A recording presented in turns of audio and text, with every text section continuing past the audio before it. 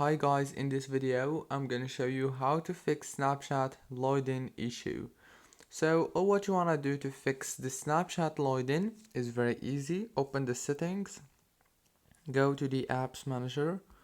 When you open the apps manager on this page, you will find all the apps that you have on your phone. So all what you wanna do is scroll until you find Snapchat, click on it, and now click on this force stop and click on storage, click on clear data, and then go back, click on data usage right here. Make sure to enable the mobile data, the Wi-Fi, the background data, and disable only the roaming data.